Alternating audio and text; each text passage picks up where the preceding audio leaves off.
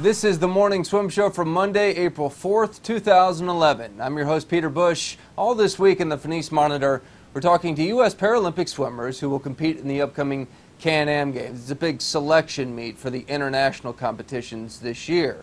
The stories of these athletes are remarkable, each achieving impressive athletic feats despite their distinct physical disadvantages.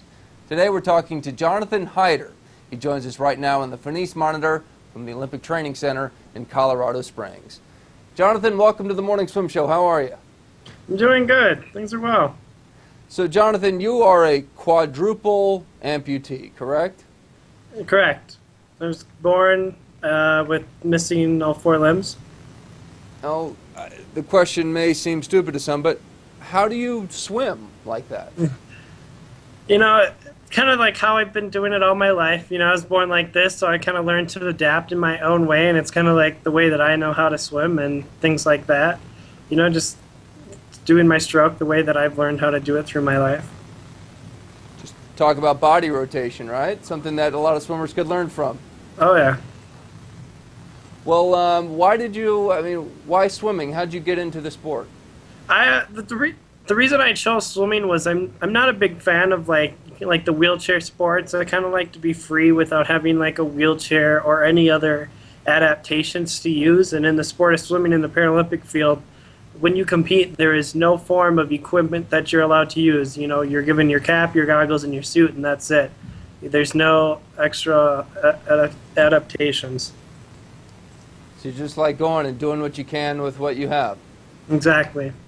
Tell me about some of the competitions that you've been involved with before and probably some of the amazing places you've been able to travel to. Let's see. Recently, this last year I went to the Junior World Competitions, and that was in Czech Republic. Let's see, where else? Oh, last year I also went as on the B team for the Paralympic team. I went to Athens, Athens, Greece, and then 2 years ago, or 3 years ago, back in '08, I went to the Paralympic trials for the Beijing Games. Wow.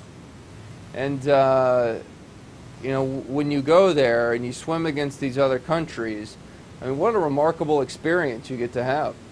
Yeah, I mean, it's just amazing to be able to interact with international athletes who have similar disabilities and, like, are on the same level playing field as I am, and kind of be able to compete with them and kind of feel like that's kind of my group right there to try to beat and things like that.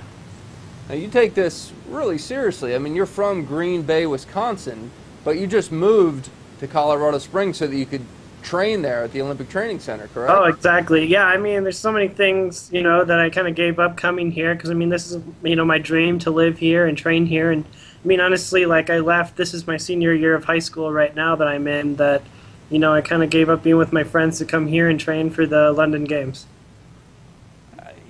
You know, that's a drive that I think a lot of people would not have in general, but I think they would say, you know, why would he do that? You know, senior in high school, important time in his life.